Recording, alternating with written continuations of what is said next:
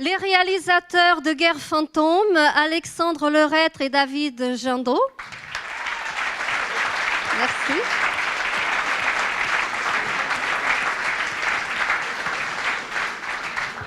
Et Nadine Books de General Electric.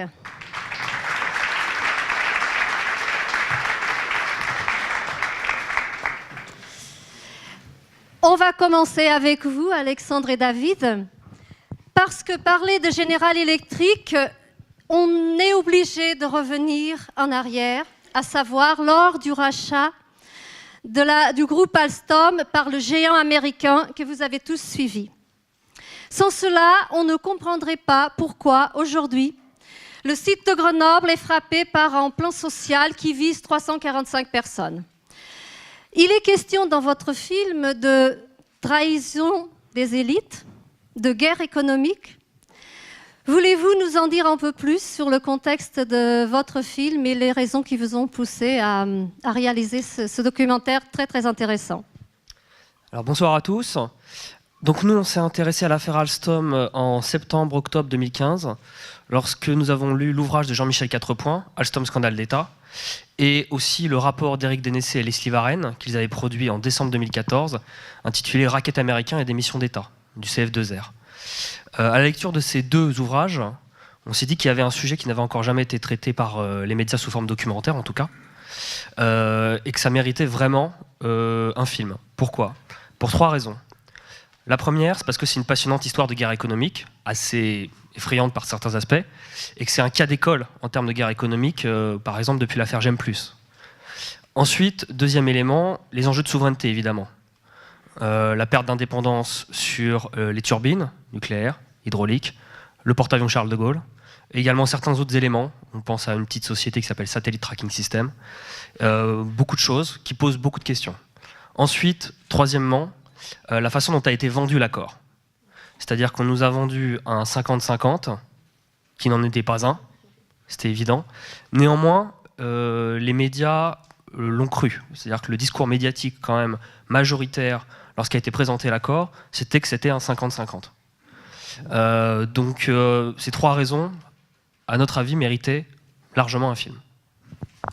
Tout à fait. Alors pour ceux qui n'ont pas eu encore l'occasion de regarder ce documentaire, et il faut savoir que en juin 2014, lors du rachat, il avait été prévu 3 sociétés en français, pardon. 3 co-entreprises. Co-entreprises, pardon, qui devaient donc l'énergie renouvelable, le nucléaire et le transport. Arnaud Montebourg, à l'époque Premier ministre, avait souhaité, ou fait en sorte que l'État puisse garder des actions dans ces 3 co-entreprises. À ce moment-là, nous, salariés d'Alstom, nous avions dit pourquoi pas, si la direction technique, comme on l'a vendu, reste chez les Français, chez Alstom, et que les finances sont chez l'Américain, pourquoi pas?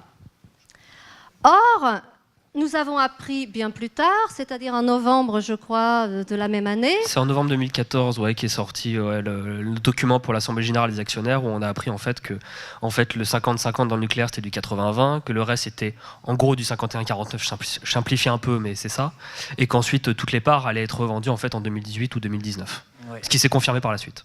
Je ne sais pas si on m'entend. Et au mois de juin, au niveau des documents qui avaient été distribués, qui avaient été... Il marche pas. Si, il a allô? Ouais. Et au niveau des documents, je dirais au niveau de la communication officielle au mois de juin, au tout début, il y avait des graphiques qui circulaient, qui étaient diffusés par Alstom, qui ont été repris par toute la presse, par le Twitter de pas mal de politiciens aussi, et qui montraient que c'était un 50-50. Et là, là pour le coup, on est dans une fake news caractérisée, parce que quand on regardait le détail des accords 4 mois plus tard, qui était un peu plus complexe que ça, on se rendait compte qu'il y avait quand même un gros décalage entre l'annonce et la réalité. Oui, parce que la conséquence, c'est tout simplement que depuis, Alstom, le nom d'Alstom a été effacé et General Electric a pris le dessus. et que stratégiquement, c'est bien l'Américain qui est aux commandes de cette entreprise. Et vous verrez plus tard, on vous expliquera avec Nadine Brooks pourquoi nous en sommes là. En tout cas, c'est notre vision, c'est celle d'un ensemble de salariés, et c'est celle qui nous a obligés à nous poser les questions, mais quel est le rôle de l'État? Quel a été le rôle de l'État dans cette affaire? Pourquoi un groupe comme Alstom, pourquoi un fleuron de l'industrie a été cédé, parce que je dis bien cédé finalement, à un Américain, et pourquoi on nous a caché, pourquoi on nous a présenté une co-entreprise? Donc, vous verrez plus tard qu'on a cherché les pistes. Et lorsque vous êtes venu nous présenter votre documentaire en septembre, hein, Nadine, c'était en septembre de cette année, enfin non, de l'année dernière, la surprise a été grande pour tous, surtout lorsqu'on a compris que derrière ce rachat, il y avait un micmac d'intérêts des uns et des autres, de personnalités du milieu financier, du milieu bancaire, de l'État, qui finalement étaient impliqués aussi bien dans le conseil d'administration ou dans les décisions du groupe que dans le gouvernement.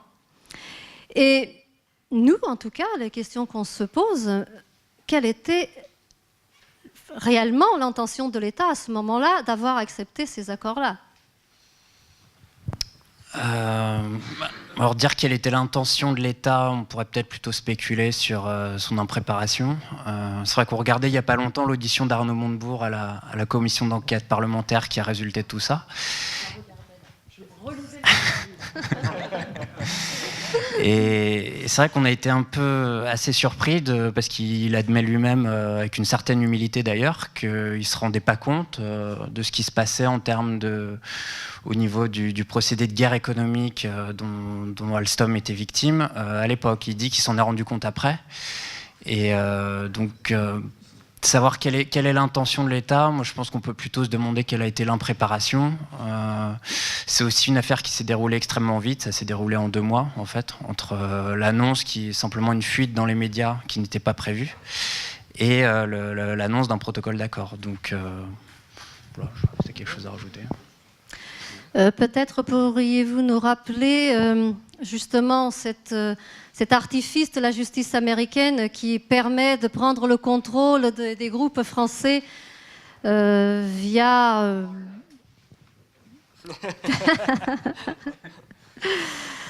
Bien résumé. Oui, alors c'est un documentaire, on a voulu l'axer sur le thème de guerre économique, parce que, comme le disait David, déjà, c'est pas un thème qu'on entend dans les médias. Il est assez peu même accepté au niveau politique. Enfin, vous n'aurez jamais un candidat à la présidentielle qui vous fait un volet de son programme sur la guerre économique. Même au ministère des Finances, c'est pas une notion qui est communément validée. Enfin, c'est ce qu'on a constaté, nous. Et donc, dans l'affaire Alstom, c'est un cas emblématique parce que la vente d'Alstom, en fait, c'est tout sauf une transaction, je dirais, sereine, transparente et posée, rationnelle. C'est plutôt l'expression d'un rapport de force, l'expression de pression américaine. En fait, c'est pas juste General Electric de son côté qui se propose de racheter Alstom, en tout cas, c'est la thèse qu'on défend. La conjonction de la justice américaine, d'une certaine partie du renseignement américain qui se spécialise sur les questions économiques, avec tous ces acteurs qui interagissent entre eux, en fait, pour maximiser les gains des entreprises américaines. Et donc, on a une espèce de montage qui nous interpelle dans la mesure où on n'est pas dans de l'économie classique.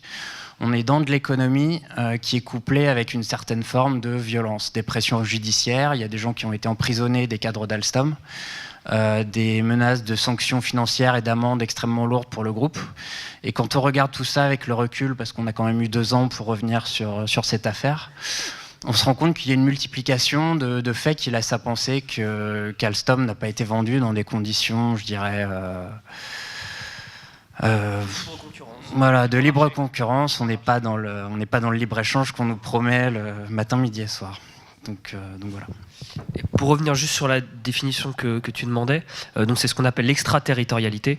Donc pour faire simple, c'est ce qui permet aux États-Unis de poursuivre une entreprise étrangère pour des faits, en l'occurrence de corruption, qui n'ont pas eu lieu sur le sol américain, à partir du moment où l'entreprise a un tout petit lien avec les États-Unis, utilisation du dollar, des mails qui passent par des serveurs américains, voire même des éléments matériels qui sont d'origine américaine.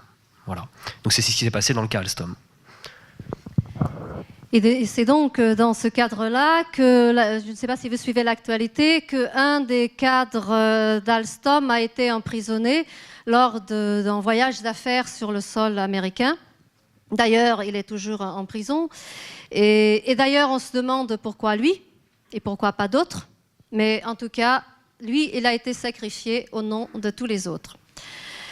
On se demande aussi pourquoi notre président de l'époque, M. Cron, qui à un moment donné avait été aussi soupçonné de corruption. Pourquoi lui?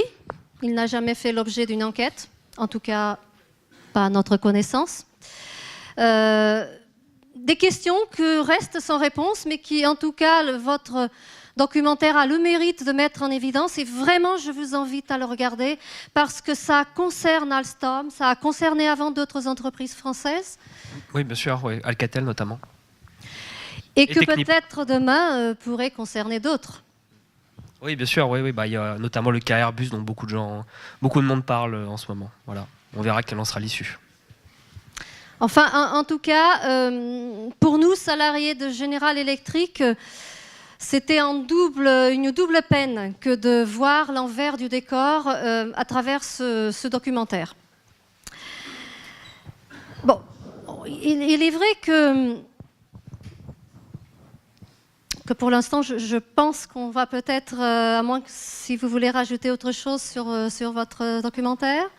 Non. Non. Bah, comme tu as dit, juste il est disponible sur LCP en replay. Bah, je dis voilà, vous allez sur le site d'LCP, il y a une grande bannière Affaire Alstom, vous cliquez dessus, il y a le film et il y a toutes les auditions des commissions d'enquête. Voilà. Juste un petit mot, et je n'insisterai pas plus. Ce sont deux jeunes réalisateurs qui ont eu beaucoup de courage pour réaliser ce documentaire. Ils n'avaient pas de fonds, ils l'ont utilisé sur des fonds propres. Ils sont attaqués en gros dossiers à des gros groupes. Vraiment, je vous encourage à aller voir leurs films parce que c'est du militantisme à mon sens. Merci.